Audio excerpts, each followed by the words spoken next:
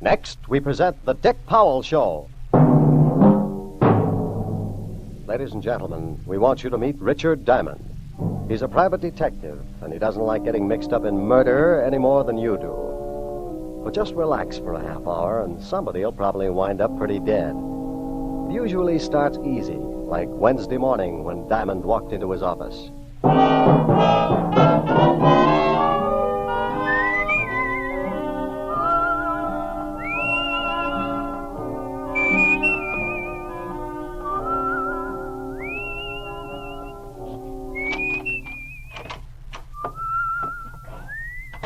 Mr. Diamond? That's right. Who let you in? I gave the scrub woman $5. I have a business proposition for you, too. I collect big bills. Something like this? He pulled out a $100 bill and walked over to me. I'm not a small man, but I got a nosebleed trying to see over the second button on his vest. He had a pair of shoulders that looked like O'Dwyer should lay a cornerstone for them. And the muscles under his coat made me think he was smuggling shot puts. Even if he lived across town, he was so tall if he fell down, he'd be halfway home. My name is Collins. I'm R.J. Rawlins' private secretary. I bet you look silly on his lap. Sit down. I'm getting a stiff neck. Certainly. How tall are you, anyway? 7 feet 1 inch. Doesn't that extra inch give you a complex? I'm not here to discuss my physical qualifications. Yeah. You say you work for a Mr. Rawlins. Is that the Rawlins? Yes, he's a very wealthy man. That's an understatement. If you jumped off his wallet, you'd break both legs. He wants to retain you to find his brother, Martin. He does, huh? Would you mind coming along with me? Mr. Rawlins would like to see you in person. Tell me a little more about Rawlins' brother. I'd rather let Mr. Rawlins do that himself. And I'd rather hear some of it from you first. I don't want to see Rawlins if I'm going to turn down the job. Very well. Mr. Rawlins' brother Martin was released from Sing Sing 5 days ago. Yesterday, he sent a letter threatening Mr. Rawlins' life. Oh, and your boss wants me to find his brother before he makes good the threat. Is that it? That's it exactly. Why doesn't he call the police? Show them the letter and get the protection he needs. It'll certainly be a lot cheaper than hiring me. Mr. Rawlins doesn't want any more bad publicity. There was enough of that when Martin was sent to prison. And why did Martin get sent to prison? He embezzled $100,000 from the company funds. Did Rawlins try to save him? He was guilty. Mr. Rawlins prosecuted him to the full extent of the law. Was the money recovered? Why, no, they never recovered a penny. Goodbye, Mr. Collins. You won't take the job? Oh, now you've guessed. But why? Mr. Rawlins is prepared to pay you handsomely. I don't doubt it, but it's too pat. Martin's killing mad because his brother sent him to prison. Rawlins receives the threatening letter and won't call in the police, yet he wants Martin found. Why? I told you. He doesn't want any more bad publicity. So I take the job and maybe find Martin, then Rawlins has a potential killer in the house. What's he going to do? Try and keep his mind off things by letting him shrink heads in the basement? Remember, Mr. Diamond, they are still brothers. So were Cain and Abel. You mean you think Mr. Rawlins intends to kill his brother, and that's why he wants you to find him? Well, that's a little crude, but it's certainly a possibility. That's utterly absurd. Maybe so, but no one would blame him. You better get someone else to find Martin. Try Hearthstone at the Death Squad. You're being ridiculous. Mr. Rawlins is a highly respectable businessman. His reputation is spotless. Then this looks like too good a time for him to start getting dirty. Goodbye, Mr. Collins. He got up and started to say something, but changed his mind. He turned and walked to the door, ducking his head as he went out. Someday he was going to forget to duck and take the whole wall along with him. Yeah? Is a man named Collins in your office? He was. He just left. Did you take the job? Wait a minute. Who is this? If you didn't take the job, you're lucky. If you did, you better catch up on your insurance payments. You think so, huh? I think so. This is a family matter, so leave it that way or you're liable to get yourself killed. Look, would the Sherlock and me show if I deduced your name was Martin Rawlins? Hello? Hello? Nuts.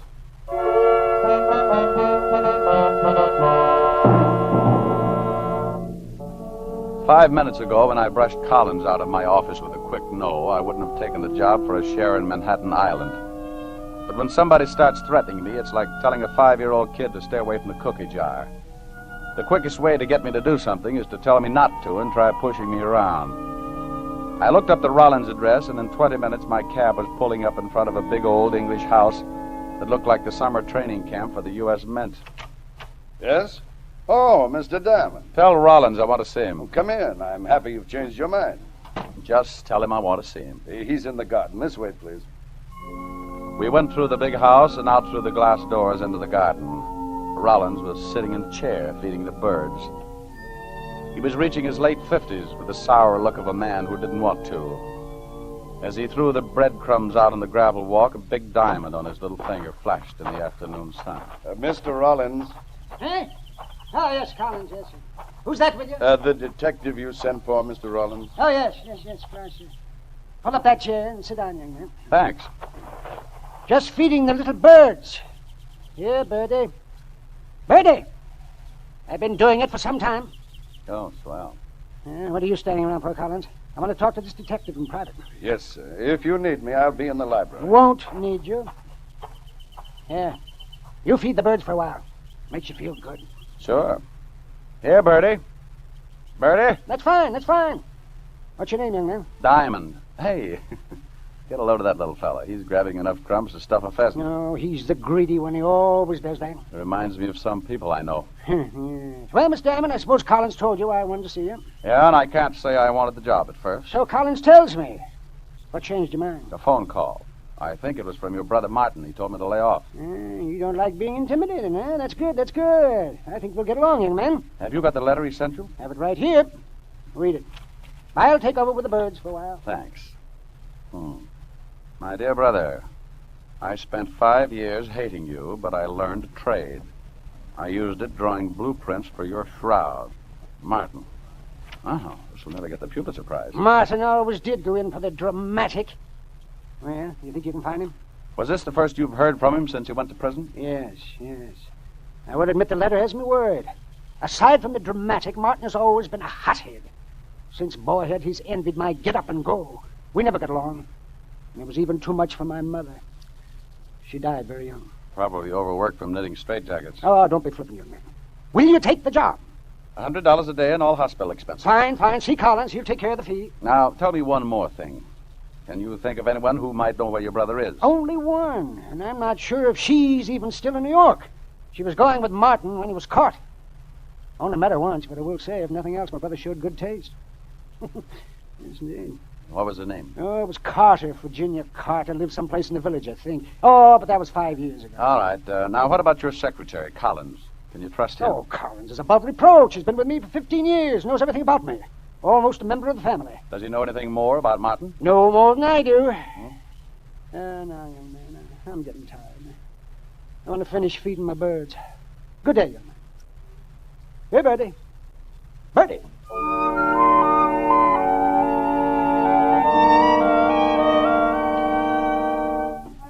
I left the old man sitting with his friends. He'd have one good deed to take along with him anyway.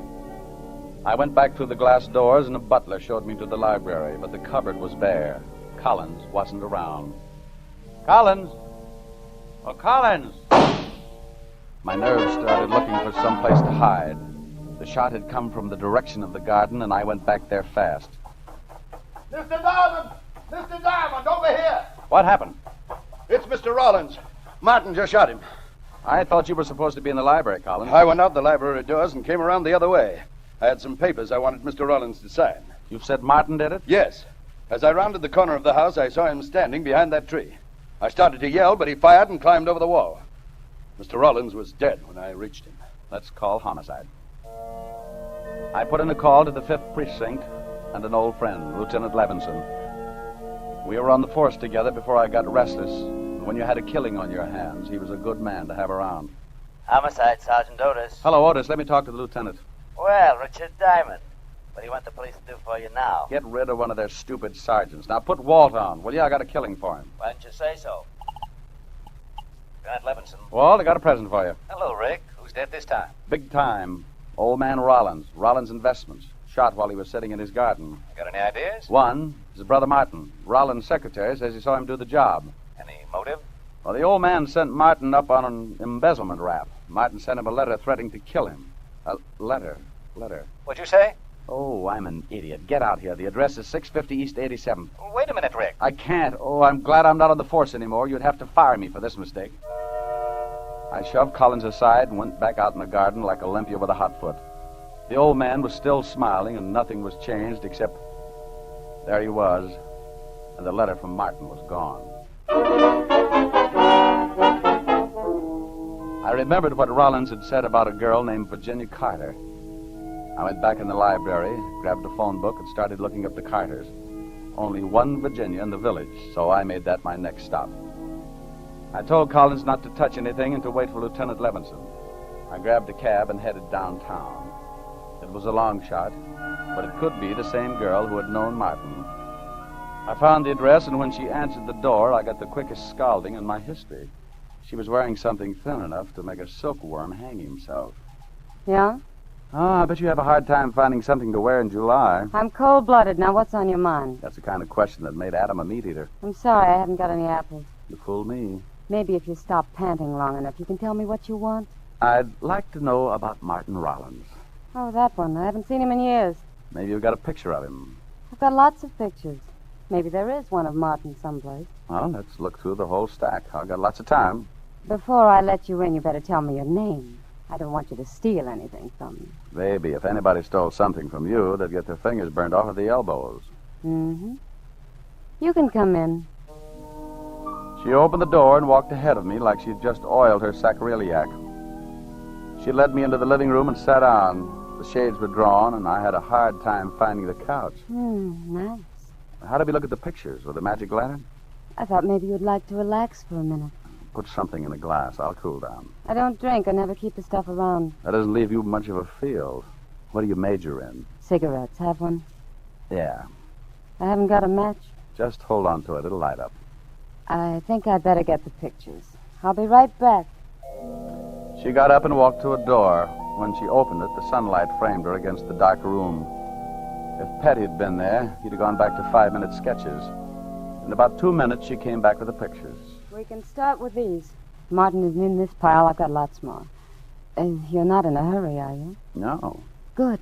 This might run into overtime. She sat close to me and handed me one picture at a time, describing each guy in the photographs. I've seen draft boards with smaller clienteles. Several times she stopped and looked at one of the pictures like Diamond Jim eyeing a 10-course meal, then passed the guy to me. It was like handling a fire sale for Dr. Kinsey.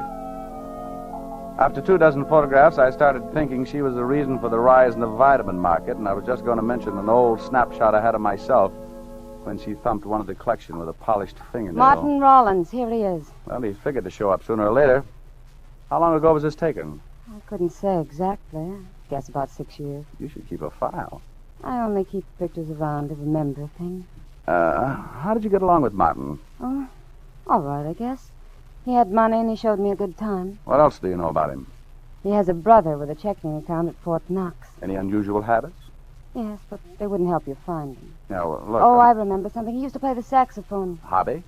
No, not exactly. He played around town with several of the small bands. He was a nut on jazz. Did he make money at it? I guess so. Well, thanks, baby. I'll stop around again sometime and take a look at your parlor. Well, it's been a nice, soft web. Mind if I take Martin with me? Not if you bring back a picture of yourself. Maybe I'll just bring my camera. You can take her. Good. That's why I keep the room so dark. I like to develop things.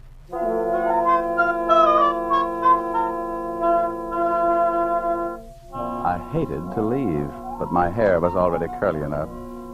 She'd given me one lead. Martin was a musician of sort, and sometimes he made money at it. I started to cross the street to catch another cab and was halfway there when I heard the car. It was an old trick. You drive by fast, open your door, and if anyone is in the way, you winds up with a face full of automobiles. I picked myself up and thought about chasing him, but he was so far down the street I couldn't even get the license number. I grabbed a bug-eyed cabbie and had him take me to local 802 of the Musicians' Union. I went in, and a little short guy with a twitch looked up at me from behind a big desk. Something I can do for you, Pops? Oh, bad twitch. Yeah. Too much bop. Do you know Martin Rawlins plays the sax? Has he got a card? He makes money. Then if he ain't, you better have. See if he does. I'm an old friend. I'd like to get in touch with him. But I don't know. We're not supposed to. Maybe this badge will snap you out of it. Oh, a cop. Hey, wait a minute. I'll see what I can find. Now look what you done. You got me twitching more than ever. Between twitches, he found what I was looking for. Martin had just renewed his card. It didn't show a home address, but his mail was being sent to one of the swing joints on 52nd Street. I said thanks and left him in the middle of another twitch. I walked out on the sidewalk, looked at the long gray shadows stretching out from the tall buildings. One of them moved and ducked around a corner. I had a tail. I started to chase him, but a big crowd makes that tough. I slowed down for a minute, and suddenly I had a horrible thought. I had a date with a redhead, one Helen Asher, who got very unhappy if you stood her up. Yeah, at 7 o'clock, I was due at 975 Park Avenue. A warm fire, a figure with better lines than Shakespeare, and a $10 million rain check that I could cash any time I wanted to take a walk with her to the little church around the corner. I made a phone call. Miss Asher's residence? Hello, Francis. What's the gossip in the pantry? Oh, Mr. Diamond, it's good to hear your voice. Let me talk to Miss Asher. Let's see what she's got to say about it. Right away, sir. She's just coming down the stairs. Miss Helen, it's for you. Hi. Hi. You're stood up. Oh, Rick, not again. Can't help it, baby. Got to do some catching before I get caught. Just what are you trying to catch? Man type, plays a saxophone, kills people. Which one's the hobby? I don't know.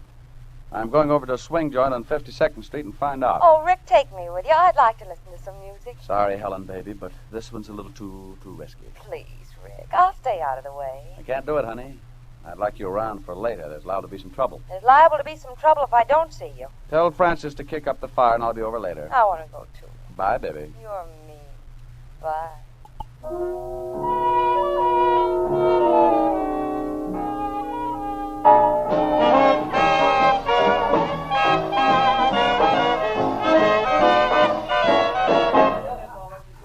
You want a table, Mac? I'm looking for Martin Rawlins. Is he here? What does he do? He plays the sax. You'll have to ask one of the musicians, Mac. I don't pay no attention to the music. I'm tone deaf. Thanks. Hey, can I bother you a minute? No, but you can talk to me. Move in, you can lean on the piano. Do you know Martin Rawlins? Yeah, sure, sideman. He blows here. Which one is he? He's off tonight. We got a phone call and took off. Hello, Rick. Helen. Well, the Ashers are really slumming tonight. How did you find me in this joint? You said music on 52nd Street. I went into 2 clubs before this one. Oh, hello. How are you? Living. Well, it's all right, honey. My man's not here. Good. Let's listen to the music. I still have to find him, baby. Oh. You gonna hog the piano, or do you want a table now? Hey, don't leave. I like the chick style. What? Waiter, bring us a couple of scotch and sodas. We'll stay at the piano. All right, but I'm not on my natural element. Oh, on second thought, bring the lady a scotch and bring me a glass of milk. Sure thing, Red Hot. Water chaser? Yeah, and while you're at it, why don't you change your apron? Looks like you've been making chicken pies on it. Hey, you sure got a crazy chick. You mean me? I'm perfectly normal. Wow, she's real square. Don't drag me, baby. Just let me dig. Rick, what's he talking about? Wait a minute, honey. Say, Bud, do you know where Rawlins lives? No, sure, Daddy. We had a ball there last night. You got a little pad on 12th Street. Oh, here's 5. Come down and remember the address. I'm down. 69 East 12th Street. Don't put me on, Dad. Is your chick really a square she gives out? I'm not a bit. I dig. Crazy. Go. Does that mean he's happy, Rick? The best. Thanks, Dad. Anytime. Enjoy the music, baby. Rick, where are you going? You stay right here until I get back. All right, but I don't know the language.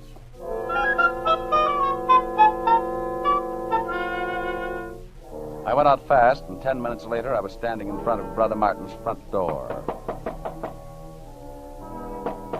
I tried my knuckles again and put my ear to the door. I didn't tag the sound at first, but it was a light scraping sound, like a rope over wood. I tried the door, and it was open.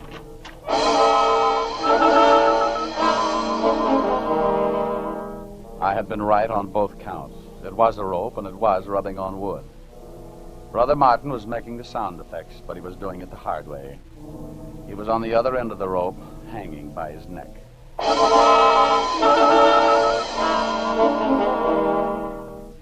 He was turning slowly, like a weather vane in a soft breeze. A chair was tipped over at his feet, so I picked it up and sat down to think. I started to get up when something in my stomach jumped up and kicked my mind into high gear. I looked up at the dead man, and what I saw threw the suicide theory right out of the window. Sitting in the chair, my head was just on a level with the shoe tops. If he had used the chair to stand on, he would have still needed a ladder just to tie the rope to the beam. I've seen a couple of guys who hanged themselves, but never one who jumped 4 feet in the air to do it. I shoved the chair under him just to make sure. He cleared it by a good foot. Right then I knew Collins was my man. It would take a man that size to give Martin that much altitude, but what was I going to do, have Collins picked up? With that kind of evidence, it laughed me out of headquarters. I had to prove it. I had to do it fast. But how? I started to think of all the people who had been connected with the case, and the phone rang. I knew Martin would have trouble answering, so I helped him out. Hello. Hello, Martin. Well, he's tied up right now. Who's this? Well, happy Mother's Day to you, honey. Still collecting pictures? Pictures? Hello? Sometimes guys are lucky. You'd have to be a deaf mute to miss Virginia Carter's lovely tonsils. She was lying when she told me she didn't know where Martin lived. I don't like lying dames. Maybe she knew something about Collins, too. I knew how to find out.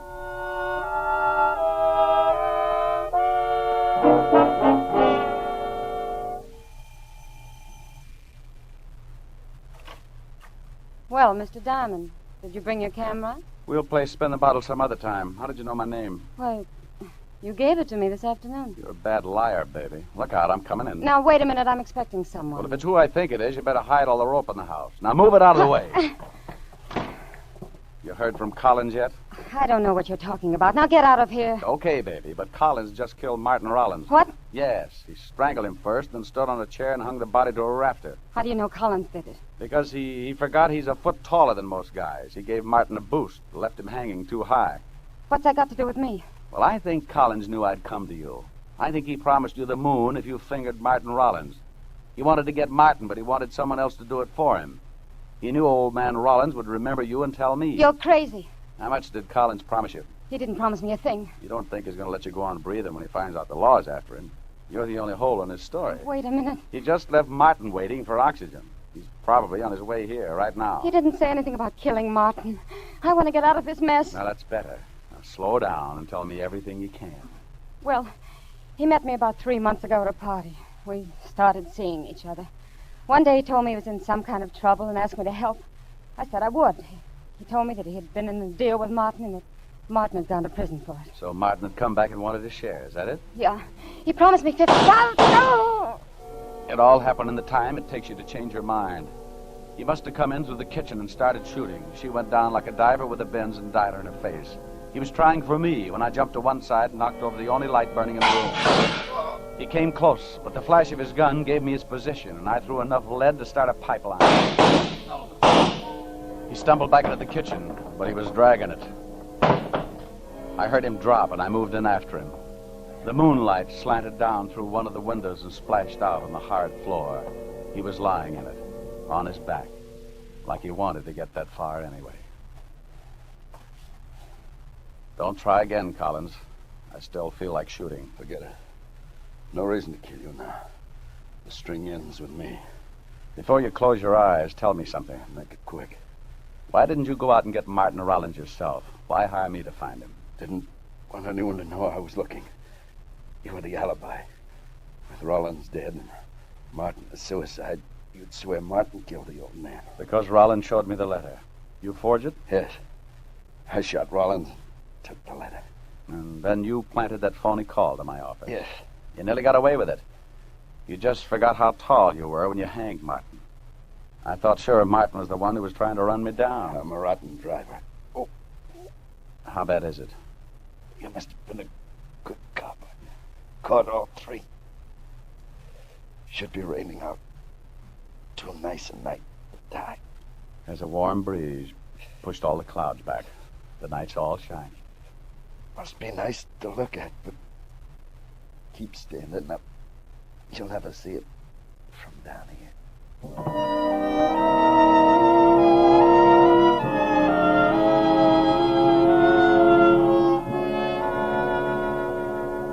He died looking up like he wanted a star to take with him. I don't think they gave it to him.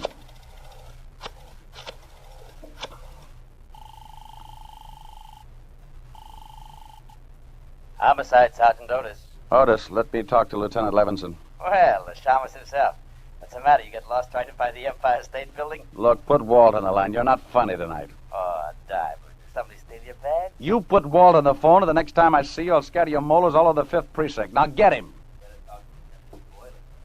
What's the matter, Rick? Where are you? Oh, I'm standing in the middle of a mortician's dream. Collins shot the girl, and I shot Collins. They're both pretty dead. Okay, now calm down. We'll be right over. Oh, I don't want to calm down. You'll find Martin hanging at 69 East 12th. If you want an explanation, you'll probably find me in the alcoholic ward at Bellevue.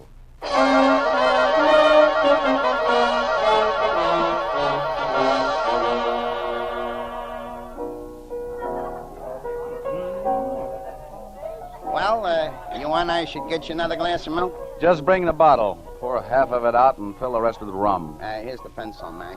What's it for? Name, address, and nearest relative. I'll be right back. Well, you took your time. Huh? Oh, Helen, why didn't you go home? Oh, I couldn't cut out. I'm having a ball. Huh? Don't be square. Come on over to the piano and dig some music. You look dragged. Oh, now, wait a minute. What's the dialogue? Come on, Rick. What's the matter? Don't you dig? Oh, you're grand. Look what I found, Nicky. Yeah. Move in, Pops. Say, she says you got a fine set of pipes. She's got a tin ear. Oh, no, Daddy. Oh, she comes out real fine. See? Go on. Show him how you come on, Rick. Oh, stop it. Go on, go. Everybody's got some music stashed away somewhere.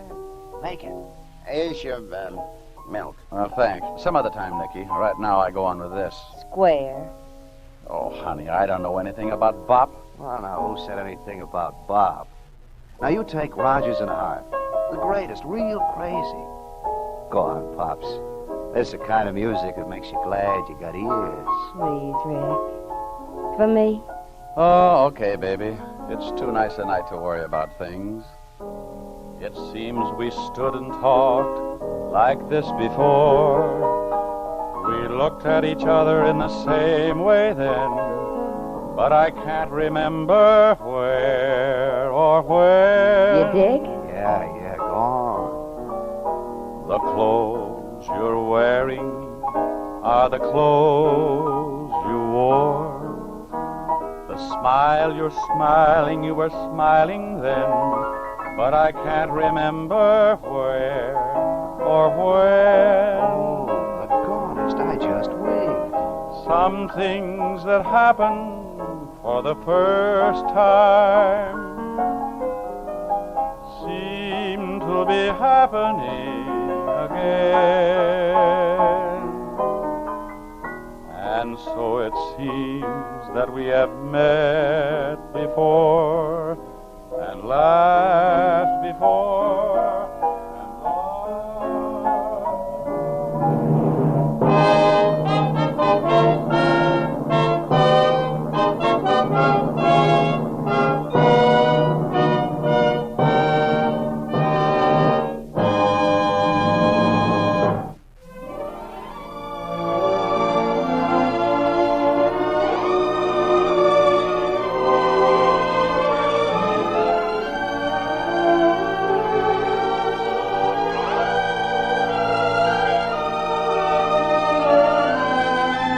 Dick Powell as Richard Diamond, private detective, was previously heard over the National Broadcasting Company and has been re-released for you men and women overseas by the United States Armed Forces Radio Service, the voice of information and education.